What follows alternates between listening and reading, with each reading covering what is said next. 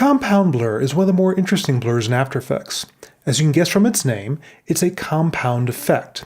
We've created an entire video explaining how compound effects work, but in short, compound blur looks at a second layer to decide how much to blur each pixel or each section of the layer that's been applied to. Now it's got a lot of uses, and it does have a couple gotchas, so let's look at it in action, and at the very end, I'll tell you about a better solution than compound blur.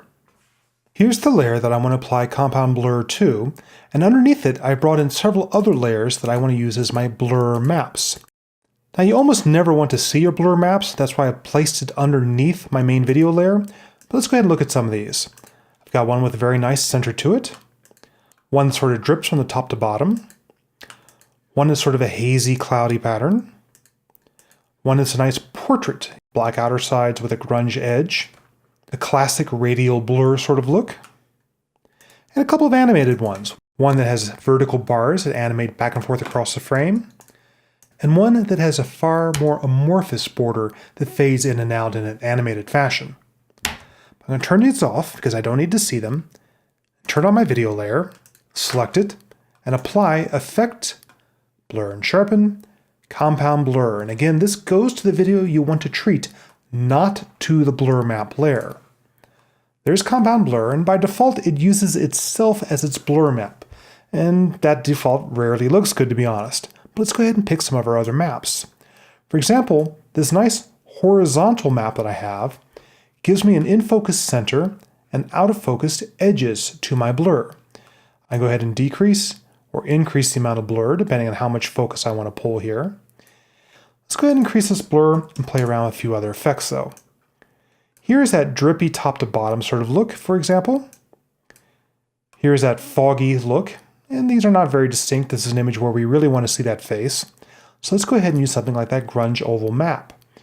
Well, I have a center to it, and I have an outside to it, but it's backwards. That's very simple. Compound blur has an invert blur effect.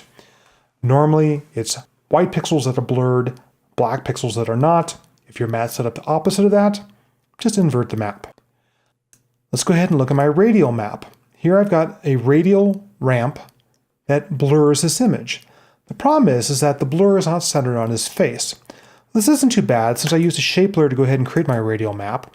I'll select its contents, the rectangle, turn it on, and now I can play around with the center of my radial gradient. I'll put it right on his face and set it to fade out by the time I get down to his chest. I'm still having a problem with the map falling off too fast, so I'm going to go ahead and open up the gradient options for that particular gradient ramp. And I'm going to change where the center falls to widen out the circle that I have on the face. There we go. Now I've got a nice sharp face, and the rest of the image falls off to blur. To show you what that radial ramp looks like, I'll drag it to the top temporarily. You'll see my hot spot where the face was, where it fades off. I'll turn it off, and now you see my resulting blur. Not bad. Reselect my video, and play around with these animated blurs.